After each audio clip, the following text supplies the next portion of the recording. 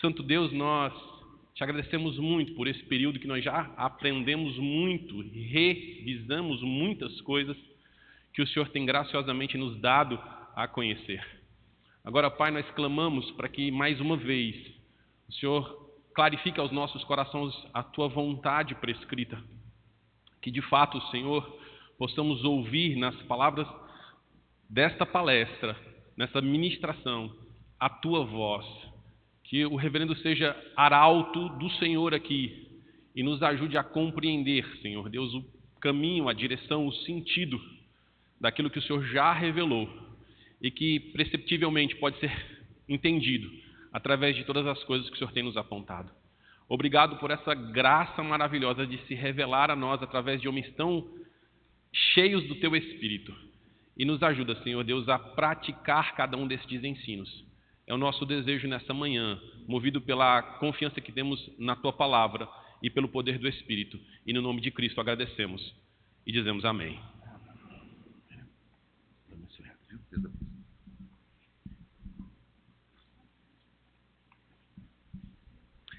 Graça e paz, irmãos.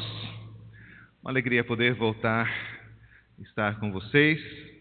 Minha curta, mas muito agradável estada aqui em Boa Vista. Agora, na hora do almoço, retorno a São Paulo, mas com muita gratidão a Deus pela recepção, pelo carinho, pelo tempo juntos, pela oportunidade de estarmos reunidos em torno da palavra. E eu espero que Deus assim abençoe e fortaleça a cada um dos irmãos na sua vida com Deus, na sua vida com a igreja e em todas as instâncias, em todos os lugares onde Deus chamar cada um de vocês.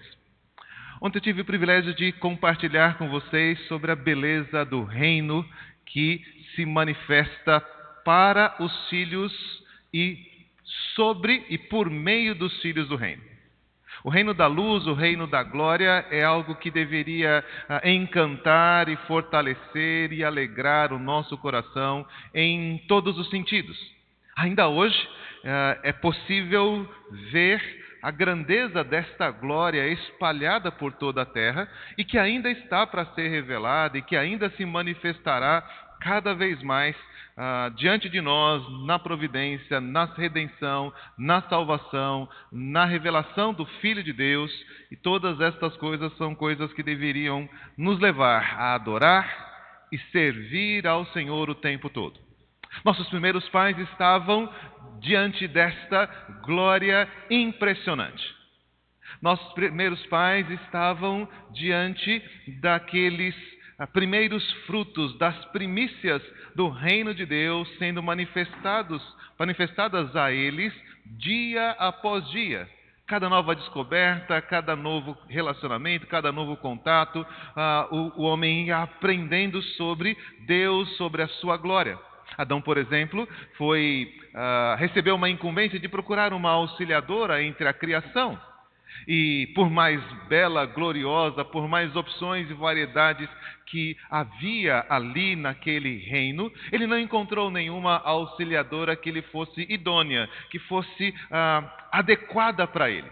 E então Deus mais uma vez mostrou a sua graça e bondade, fazendo-o dormir, retirou do seu lado uma costela, carne, e fez dele destes elementos uma esposa.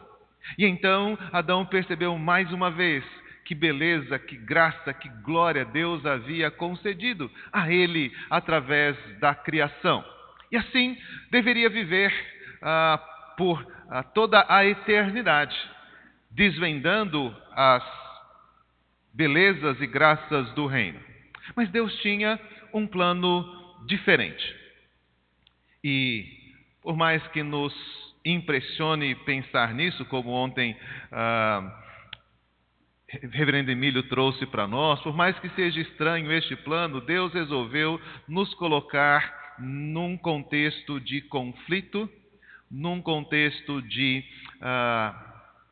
provação, num contexto onde o mal que já havia se manifestado no reino espiritual tivesse entrada no reino dos homens. Deus tinha um plano para isso. Deus tinha um projeto para a nossa queda, para a nossa condição de pecados. Mas é difícil refletir sobre por que Deus permitiu que o mal entrasse no mundo. O plano não seria melhor se estivéssemos sempre diante e afetados pelo reino? Não seria melhor a nossa vida se não tivéssemos que lidar com dores, tristezas, maldições, fraquezas, decepções, o pecado nosso, o pecado do outro? Quantas vezes nós quisemos ser diferentes e nós dizemos: Senhor, eu quero ser diferente. Senhor, eu gostaria de tratar melhor as coisas. Senhor, eu gostaria de viver de uma forma diferente. Nós temos planos de alegria, de bênção, e parece que os planos de Deus não vão na mesma direção. Há algo misterioso neste projeto. Mas o fato é, Deus criou um jardim maravilhoso, cheio de bênçãos, cheio de graças, com uma árvore que dava vida e que era o sacramento da comunhão com Deus. Mas ao lado dela, Ele plantou uma árvore que dava ao homem a possibilidade de conhecer bem e mal. E Ele disse: desta árvore não coma. Você pode comer de tudo, tudo é seu, todo esse universo é para você descobrir. Coloquei todas as coisas nas tuas mãos, ovelhas, bois, todos. Mas esta árvore não coma.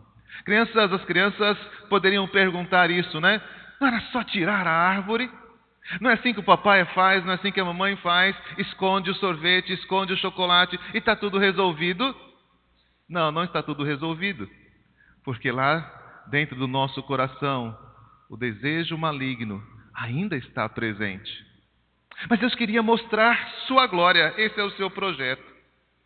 E Ele, para mostrar a sua glória, resolveu expor-nos ao pecado e ao mal.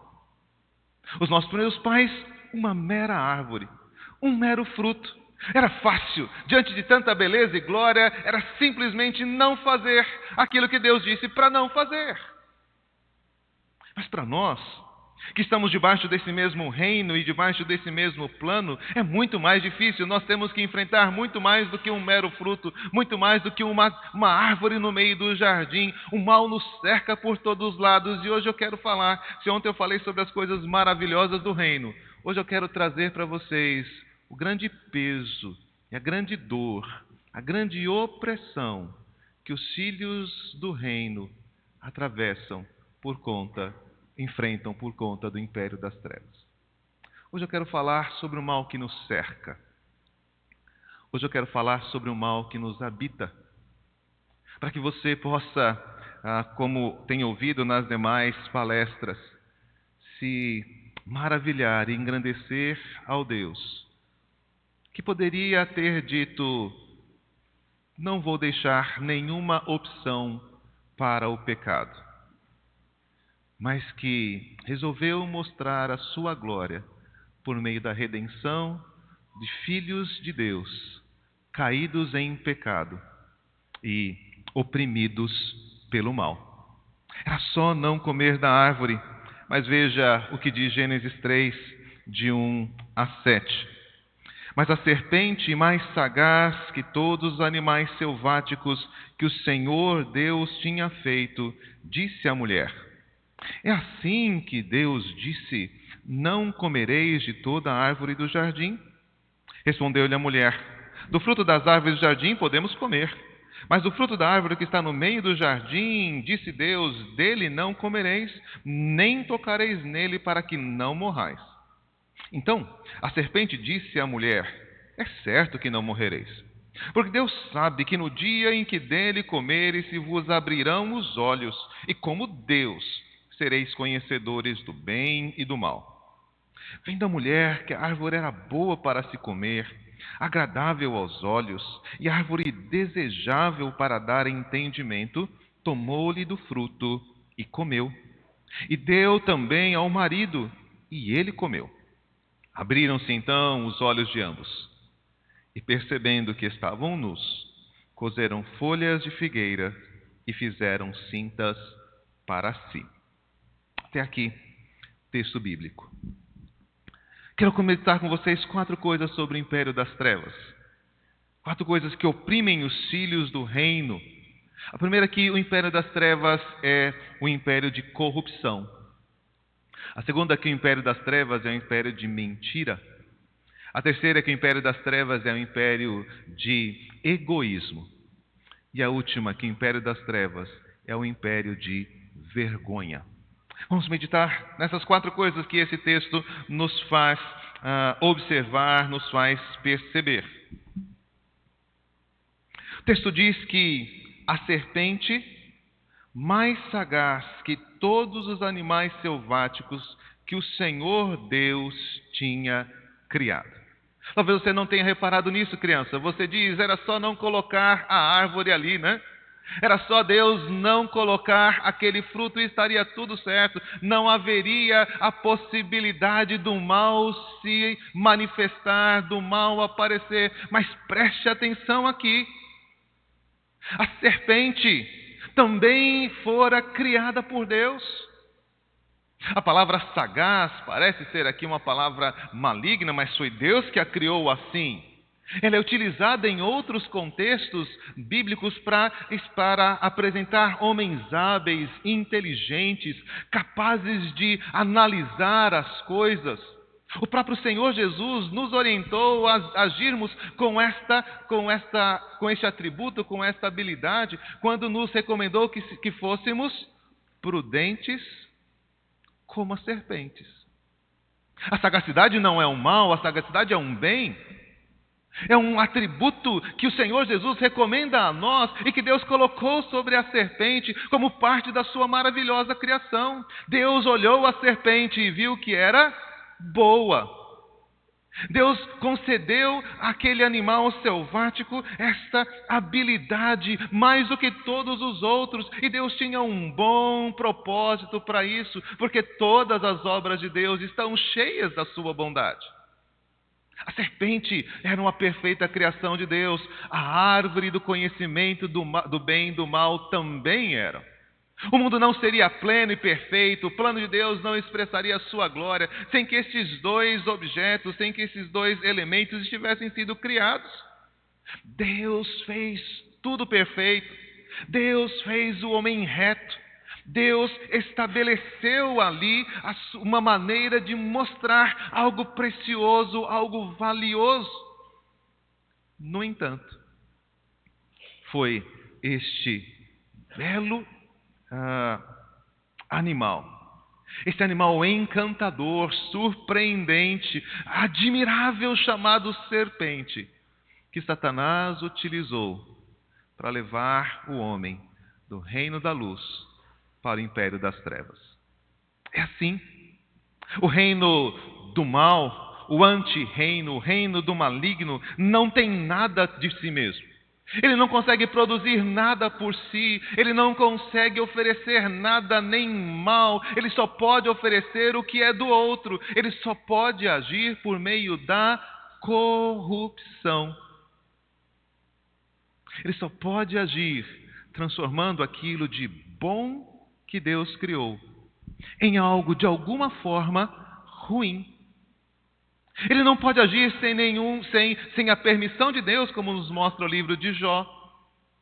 Ele não pode agir sem distorcer a piedade pura, a piedade rica, a piedade admirável daquele homem temente a Deus e que se desviava do mal. Ele tem que dizer, não, isso está acontecendo porque o Senhor tem enchido Jó de coisas boas. Ele se apresenta diante de Jesus e diz ao nosso Senhor, todos esses reinos me pertencem. Ele roubou todos, ele usurpou do Senhor a criação, a beleza da criação, nada pertence a ele, nada foi criado por ele, nada compartilha dos seus atributos. Tudo o que Satanás pode fazer é corromper, é matar, é roubar, é destruir. Este é o inimigo das nossas almas. Mas ele age assim. falseando a beleza, a glória, o poder, a graça do nosso Deus. Há vários textos onde nós podemos observar isso. Eu queria separar este do primeiro encontro de Moisés com o faraó no Egito, Êxodo 7, de 10 a 13. Então Moisés e Arão se chegaram a Faraó e fizeram como o Senhor lhes ordenara. Lançou Arão o seu bordão diante de Faraó e disse aos seus oficiais, e diante dos seus oficiais, ele se tornou em serpente. Faraó, porém, mandou vir os sábios e encantadores, e eles, os sábios do Egito, fizeram também o mesmo com as suas ciências ocultas. Pois lançaram eles cada um seu bordão, e eles se tornaram em serpente. Podemos fazer o que Moisés faz: não ouçam estes homens, não atentem a este Deus. Quem é o Senhor para que eu venha a obedecê-lo? Nós podemos fazer o mesmo. Mas o bordão de Arão devorou o bordão deles. Todavia o coração de Faraó se endureceu e não os ouviu, como o Senhor tinha dito. Se você lembrar-se do texto bíblico, as primeiras pragas vão ter algo semelhante. Aqueles magos serão capazes de falsear, de imitar, de alguma forma fazer, o texto não nos diz como, de alguma forma fazer aquilo que Moisés estava fazendo para mostrar a glória de Deus. E é assim que o reino das trevas, é assim que o império das trevas se manifesta, falseando, imitando, se tornando semelhante, apresentando-se como um anjo de luz, de alguma forma fazendo os homens compreenderem, pensarem que é tudo igual. Fazendo eu e você pensarem que tanto faz servir a Deus ou andar de acordo com os princípios deste mundo. Talvez até seja mais benéfico, talvez seja até mais prazeroso, talvez seja até mais rico poder viver de acordo com aquilo que o mundo oferece, porque isso atende os nossos prazeres nos outros tópicos que nós vamos observar. Paulo na segunda carta a Timóteo faz referência a esses magos, os identifica como Janes e Jambres, de acordo com a cultura ali, o pensamento judaico da sua época, e ele descreve como que Satanás destruiu uma lista tão grande de atributos relacionados aos homens, a sua imagem e semelhança, aquele que tinha domínio e a bênção do Senhor sobre todas as coisas, como foram transformados após aquele período, a partir da sua presença no reino das trevas. Olha o texto. Sabe, porém isto, os últimos dias sobrevirão tempos difíceis, pois os homens serão egoístas, avarentos, jactanciosos, arrogantes, blasfemadores, desobedientes aos pais, ingratos, irreverentes, desafeiçoados, implacáveis, caluniadores, sem domínio de si, cruéis, inimigos do bem, traidores, atrevidos, infatuados, mais amigos dos prazeres do que amigo de Deus, tendo forma de piedade, negando-lhe, entretanto, o poder. Foge desses. Esses homens com todas essas qualidades têm forma de piedade. Pastores, crentes, homens, mulheres, jovens, crianças, que têm forma de piedade, mas nega o poder de Deus. Estão presos a todos estes maus atributos, a todas essas práticas malignas, estão presos a todos estes desvios, embora possam parecer boas pessoas, embora possam parecer bons vizinhos, embora possam parecer pessoas de bem, no fundo são pessoas que estão distantes de Deus. Mesmo dentro da igreja, lobos, ladrões estão infiltrados para fazer mal. Entre estes, continua o apóstolo Paulo, se encontram os que penetram sorrateiramente nas casas, conseguem cativar mulherinhas sobrecarregadas de pecado, conduzidas por várias paixões. Tem isso no meio do povo de Deus também, que aprendem sempre, sem jamais chegar ao conhecimento da verdade. Vão às conferências, sentam-se, ouvem os pastores, estão presentes nos cultos, estão ouvindo o tempo todo, mas não crescem, não conhecem a verdade. Tudo está sendo degradado, tudo está sendo perdido, tudo está sendo posto a perder. São homens de todo corrompidos na mente, réprobos quanto à fé. Verso 8. E do modo por que Janes e Jambres resistiram a Moisés, também estes resistem à verdade. São homens de todo corrompido na mente, réprobos quanto à fé. Eles, todavia, não irão avante, porque a sua insensatez será a todos evidente, como também aconteceu com a daqueles. Tantas coisas boas que podemos experimentar no reino, tantas coisas gloriosas que o Senhor tem dado para nós dia a dia, e que o império das trevas faz é transformar aquilo em tentação, em pecado, em maldade, em tropeços para o nosso avanço e crescimento da fé. Dificuldades para que nós possamos expressar a beleza e a glória de Deus. Lá em São Paulo nós temos esta dificuldade, nós temos esta situação, né? As pessoas ganham algum benefício financeiro, progridem um pouco na vida, então eles vão comprar uma casa no campo ou uma casa na praia, né? Porque São Paulo é um lugar onde não tem muita possibilidade de diversão e lazer, como é aqui tão agradável a região de Boa Vista.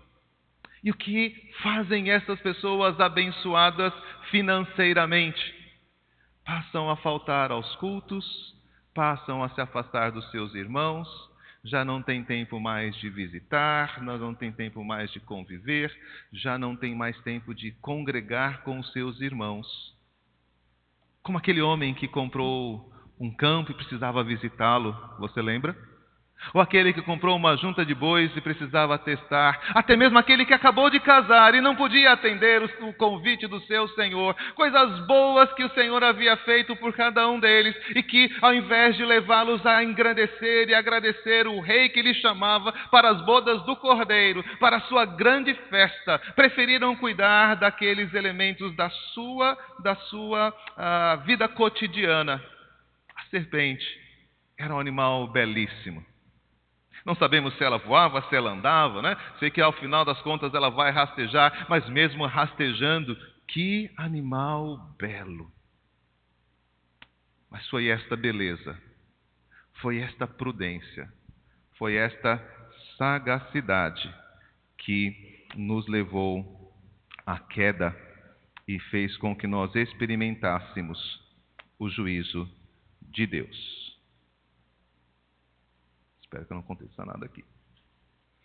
Isso acontece porque o império das trevas é o império da mentira.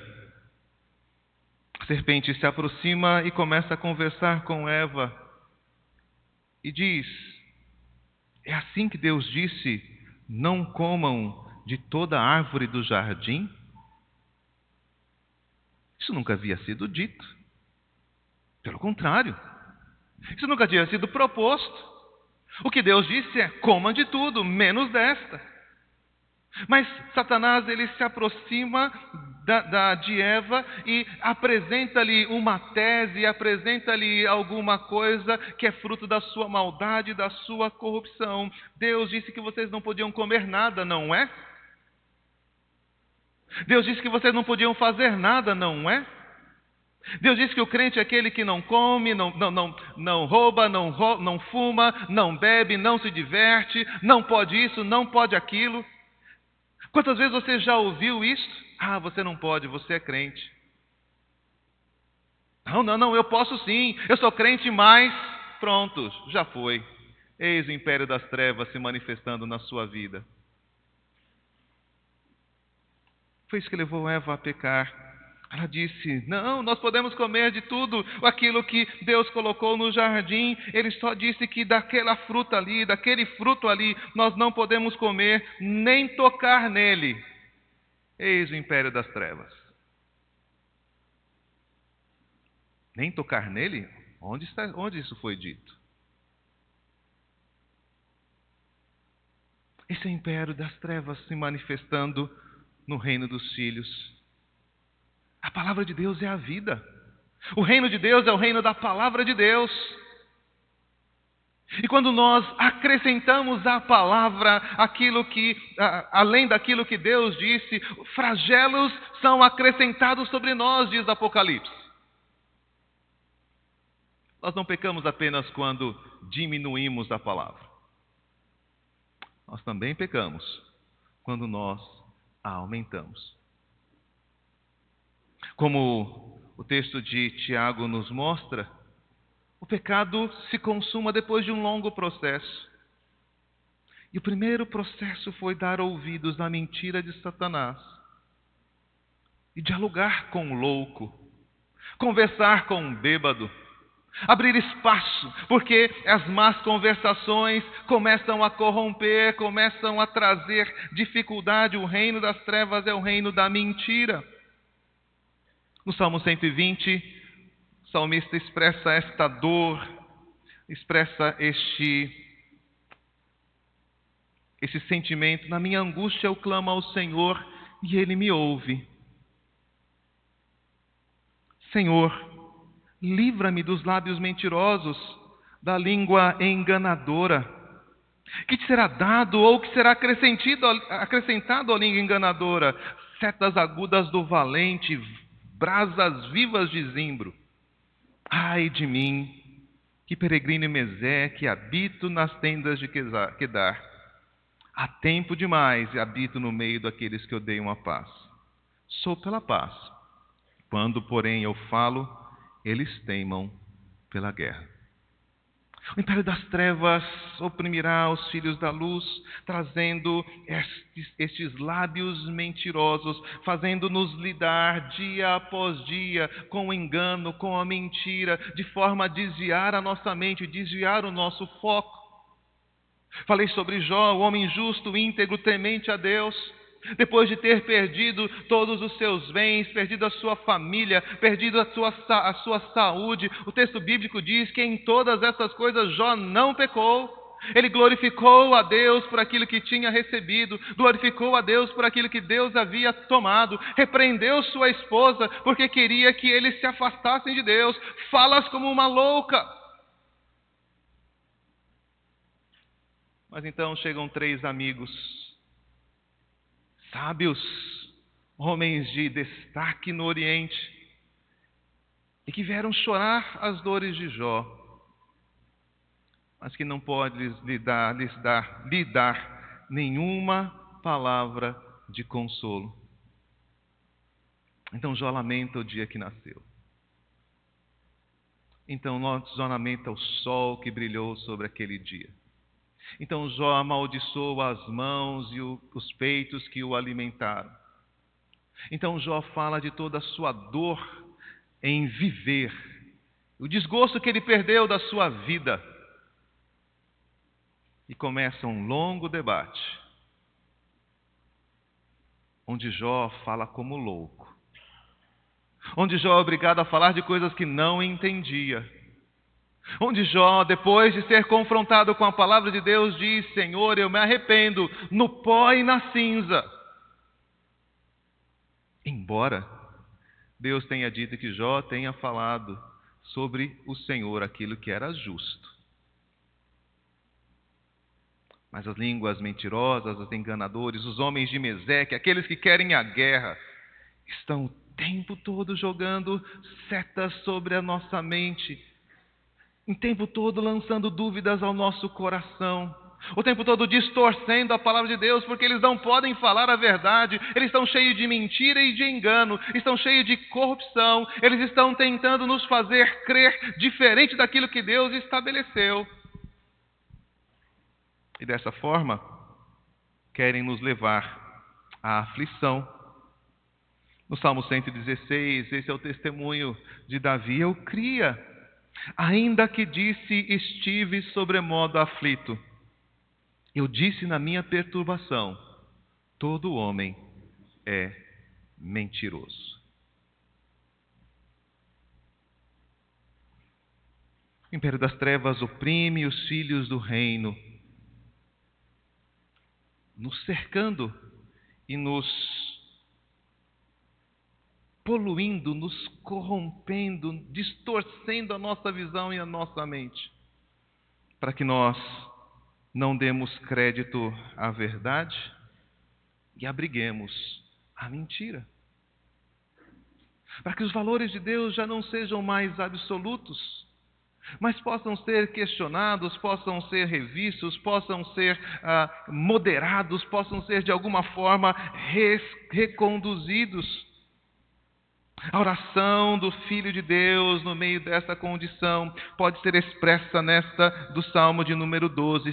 Senhor, socorro! Já não há homens piedosos, desapareceram os fiéis entre os filhos dos homens.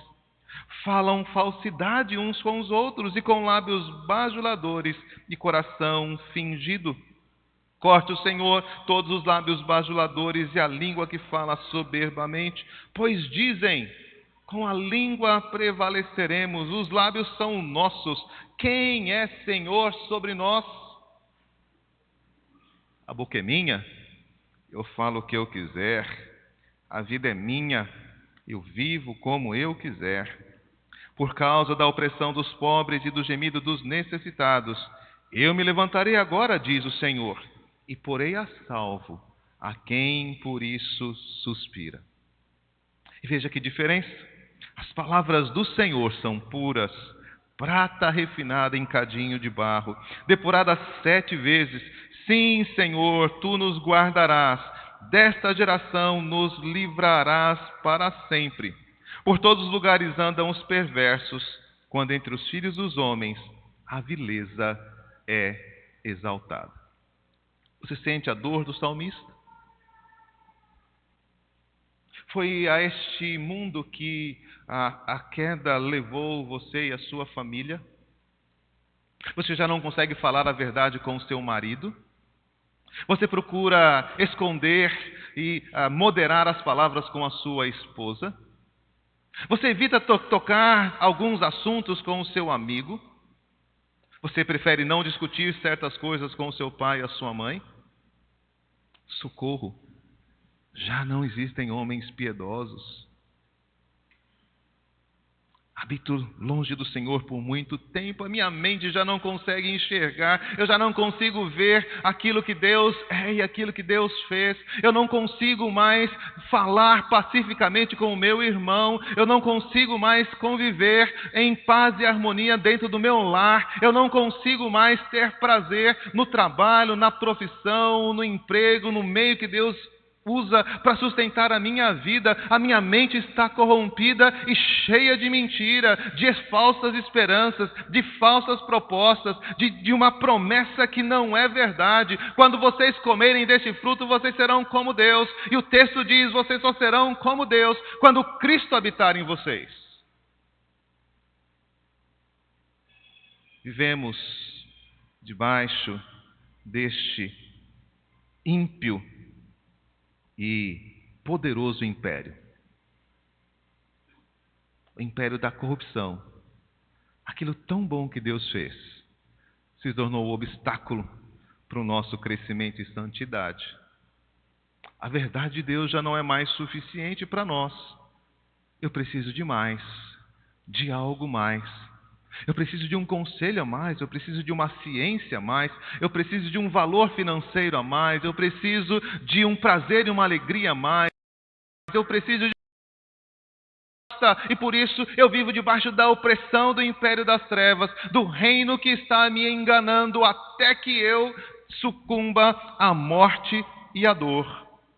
Porque o império das trevas é o império do egoísmo. Diz o texto... Olhou para aquele fruto e diz: como ele é bonito, como ele é agradável aos olhos. Não podia ser diferente. Como ele é bom para dar entendimento, foi Deus quem fez. Como essa árvore não seria linda, como essa árvore não seria maravilhosa, como essa árvore não seria algo que enchesse e alegrasse o nosso coração. Sim, aquela árvore era agradável aos olhos, aquela árvore provocava o desejo pelo conhecimento. E como nossos primeiros pais poderiam ter experimentado disso se tivessem ouvido a palavra de Deus e não comido do fruto. Quantas coisas preciosas nós aprendemos quando dizemos não ao adultério, quando dizemos não à pornografia, quando dizemos não à mentira, quando dizemos não ao roubo, quando dizemos não ao engano, quando somos sinceros e ajudamos de coração ao nosso próximo. Quantas coisas preciosas o Senhor nos dá para fazer quando nós ouvimos e atendemos a sua palavra. Sim, todas essas coisas são lindas. O sexo é lindo, a saúde é linda, o recurso financeiro, o alimento é lindo, o passeio, os bens, o mundo, são coisas maravilhosas, mas elas foram criadas para dar glória a Deus do jeito que Deus estabeleceu. Mas o império das trevas tornou cada uma delas um peso, cada uma delas uma corrente, uma cadeia sobre os filhos do reino. A igreja tem se tornado um antro de destruição e de mentira. Pregadores da palavra têm espalhado o engano e a mentira. E como faziam os fariseus na época de Jesus, levados muitos à destruição. Tudo o que importa é, eu tenho que pensar em mim mesmo. Eu tenho que cuidar da minha vida. Eu tenho que atender aos meus interesses. Eu quero ser feliz. Isso foi proposto ao próprio Senhor Jesus. Pedro, chamando à parte, começou a reprová-lo, dizendo: tem compaixão de ti, Senhor. Isso, a cruz, o sofrimento em Jerusalém, de modo algum te acontecerá. Mas Jesus, voltando-se, disse a Pedro: arreda, Satanás. Tu és para mim pedra de tropeço, porque não cogitas das coisas de Deus, e sim dos homens. É isso que nos oprime, irmãos. O ponto de que a nossa mente, o nosso coração não estão cheios daquilo que é bom, agradável, se tem algum louvor, se pode trazer alguma graça, se pode edificar alguém. Nós estamos tão preocupados conosco mesmo que nos perdemos. Nós estamos tão preocupados com o nosso bem-estar, com a proteção dos nossos filhos, com a nossa saúde, que nós perdemos a dimensão de que o Senhor é quem cuida de nós e vivemos então em ansiedade, preocupados com o que vamos comer, preocupados com o que vamos vestir, preocupados com o dia de amanhã, quando Deus diz: eu estou cuidando de vocês. Não há nada pior para o homem do que ser deixado a seu próprio cuidado. Deus não pode fazer nada pior por você do que lançar a você todos os seus desejos e todos os seus interesses.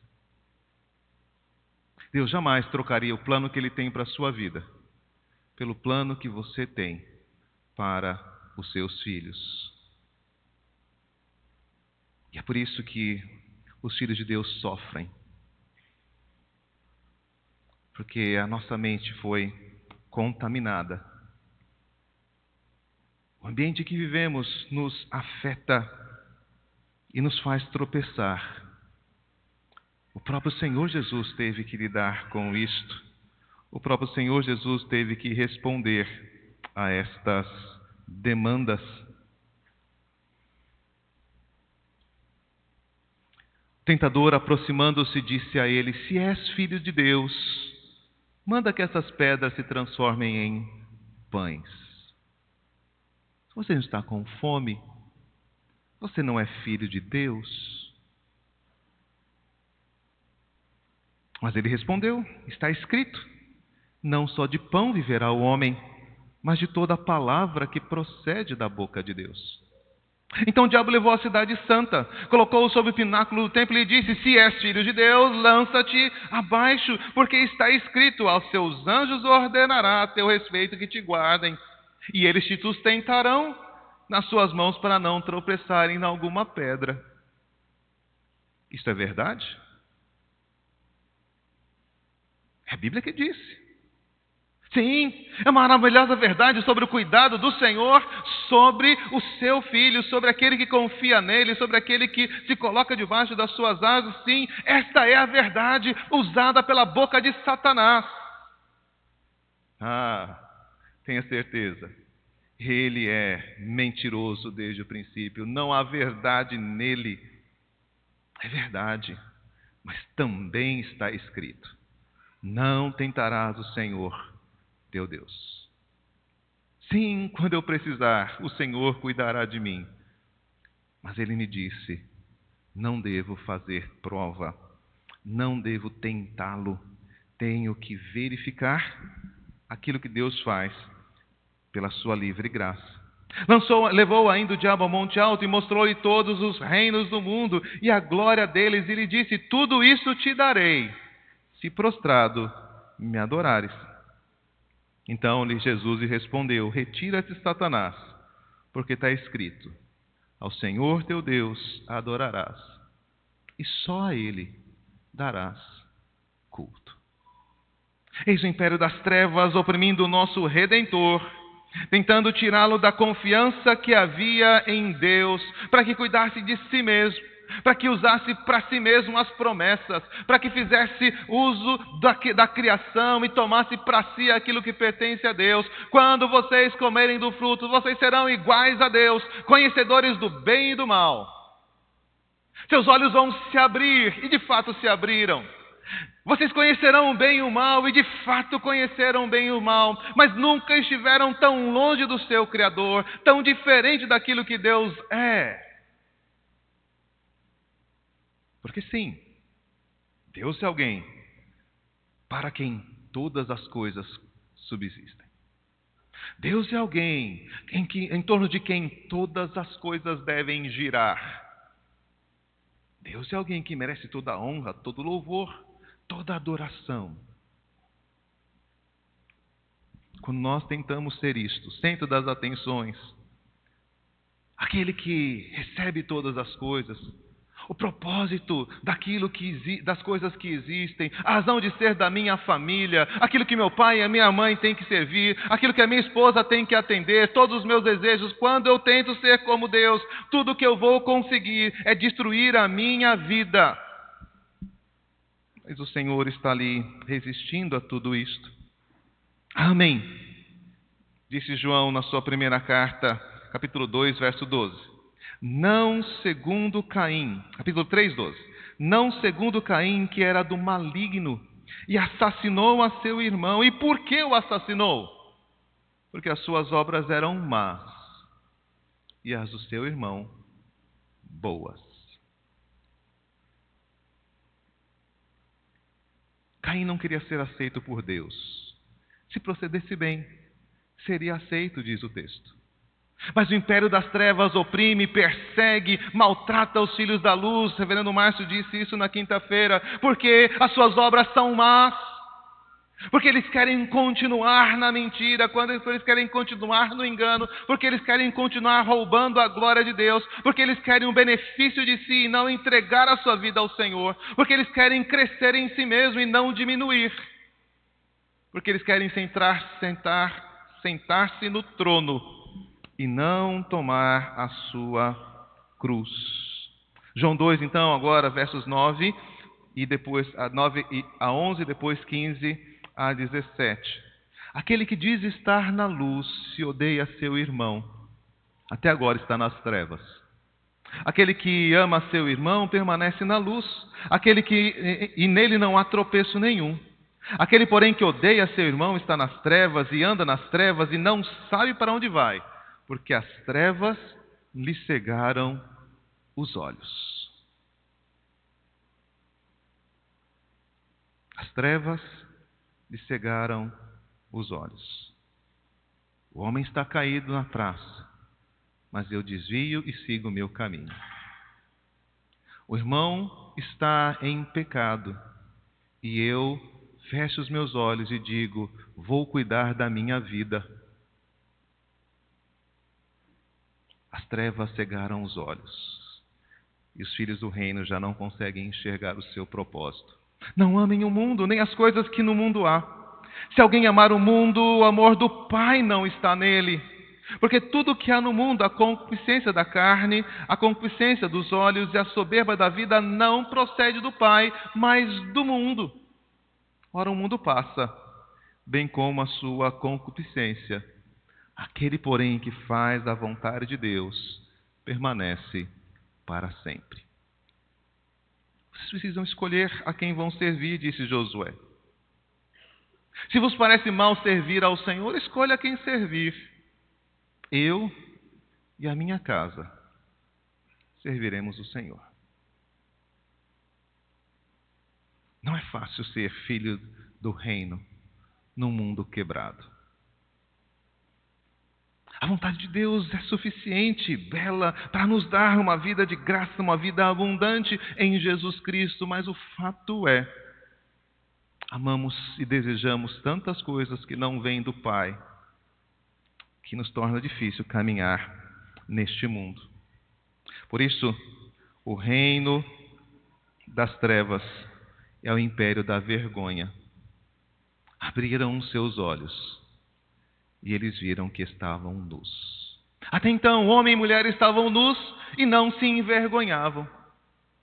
Até então não tinham qualquer receio entre si nem entre Deus. Podiam conviver livre e tranquilamente com Deus. Mas então deram ouvidos à corrupção, deram ouvidos à mentira, deram ouvidos ao egoísmo. E então a terra foi amaldiçoada por conta deles.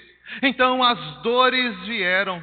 Então da descendência da mulher sairia também a descendência da serpente.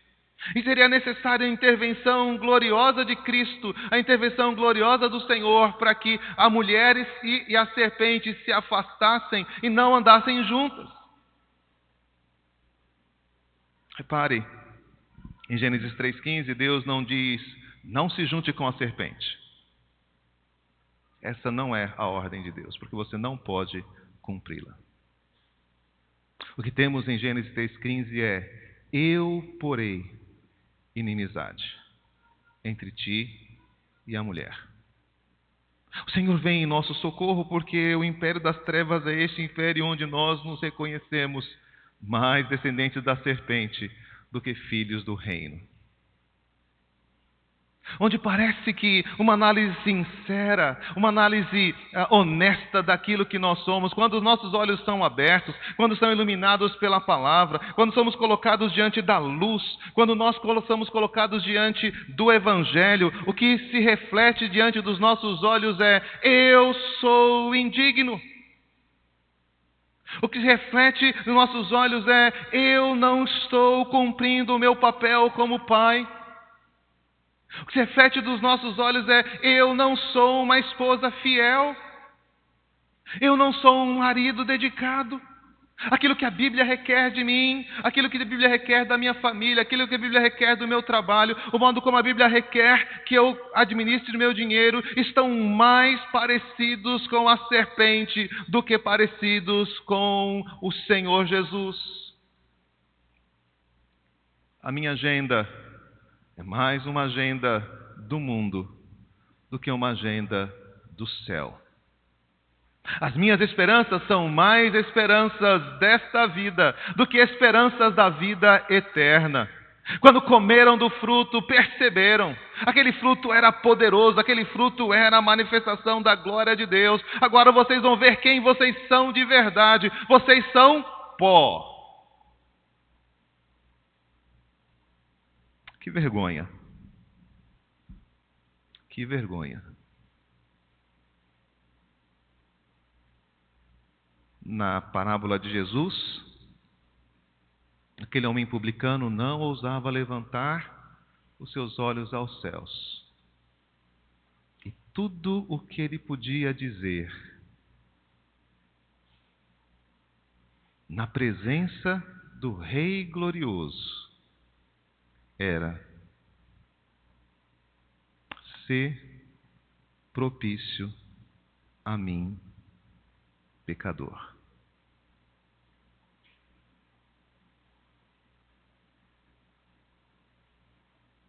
O que mais eu posso dizer diante do Rei? O que eu posso apresentar ao meu glorioso Criador? Como o meu dia a dia, minha vida devocional está distante da beleza e da riqueza da sua glória. E quanto mais você conhece as Escrituras, quanto mais você se dedica à devoção, mais você se dedica à piedade, mais você se aperceberá de que você está distante da glória de Deus. O julgamento é este: que a luz veio ao mundo e os homens amaram mais as trevas do que a luz, porque as suas obras eram más. Pois todo aquele que pratica o mal aborrece a luz e não se chega para a luz, a fim de não serem arguidas as suas obras. Quem pratica a verdade aproxima-se da luz, a fim de que as suas obras sejam manifestas, porque feitas em Deus. O império das trevas quer nos afastar do Senhor. E é doloroso se aproximar da luz. Mas essa é a luz que nos purifica. Essa é a luz que aperfeiçoa a sua vida conjugal. A diferença sobre a educação dos seus filhos. Eu não posso fazer nada de mim mesmo. Mas Deus me tirou do império das trevas. E por meio de Cristo colocou essa inimizade entre mim e a serpente, de forma que, embora o meu coração esteja corrompido, a minha alma, ela se afeiçoa ao Senhor, porque Ele me atraiu com o seu amor, e então Ele começou a agir através de mim, o seu Espírito começou a falar pela minha boca, o seu Espírito começou a agir pelas minhas mãos, e então eu vejo as obras de Deus sendo realizadas na minha família, sendo realizadas na minha casa, sendo realizadas no meu trabalho. E que coisa gloriosa é poder ser um pecador, recebido a presença de Deus. Que coisa gloriosa é poder oferecer ao Senhor o meu cântico, é poder oferecer ao Senhor a minha oferta, é poder oferecer ao Senhor a minha oração, é poder ser recebido por causa de Jesus Cristo. Saibam isto: nenhum incontinente, impuro, alvarento que é idólatra tem herança no reino de Deus, de Cristo e de Deus. Ninguém vos engane com palavras vãs, porque sobre estas coisas vem a ira de Deus sobre os frutos da desobediência. Portanto, não sejais participantes com ele. Pois outrora erais trevas, porém agora sois luz no Senhor. Andai como filhos da luz, porque o fruto da luz consiste em toda bondade, justiça e verdade, provando sempre o que é agradável ao Senhor. E não sejais cúmplices com as obras infrutíferas das trevas, antes, porém, reprovai-as, porque o que eles fazem oculto, o só referir é vergonha. Mas todas as coisas, quando reprovadas pela luz, se tornam manifestas, porque tudo que se manifesta é luz. Pelo que diz: desperta, ó tu que dormes, levanta-te dentre os mortos, e Cristo te iluminará. Eis o desafio. Sim, as coisas que nós temos feito nos trazem vergonha. Fico imaginando naquele dia em que livros vão ser abertos, ou nas nossas, dentro do nosso tempo, os telões serão mostrados, e tudo aquilo de bom e de mal que eu fiz estarão diante do trono de Deus, diante dos olhos de todos aqueles que julgam todas as coisas, e quanta vergonha haverá ali. Mas um outro livro será aberto. E neste livro, meu nome estará escrito. E toda a minha vergonha se transformará em júbilo de glória a Jesus Cristo, que me amou e se entregou por mim, pecador, escravo do mal e do pecado, mas resgatado pelo sangue glorioso de Cristo. O império das trevas é o império de corrupção, é o império de mentira, é o império de egoísmo, é o império de vergonha. Mas graças a Deus por Jesus Cristo, e porque não há mais nenhuma condenação sobre os filhos de Deus. Levanta-te, não fique entre os mortos. Levanta, desperta, Cristo te iluminará. Que Deus nos abençoe.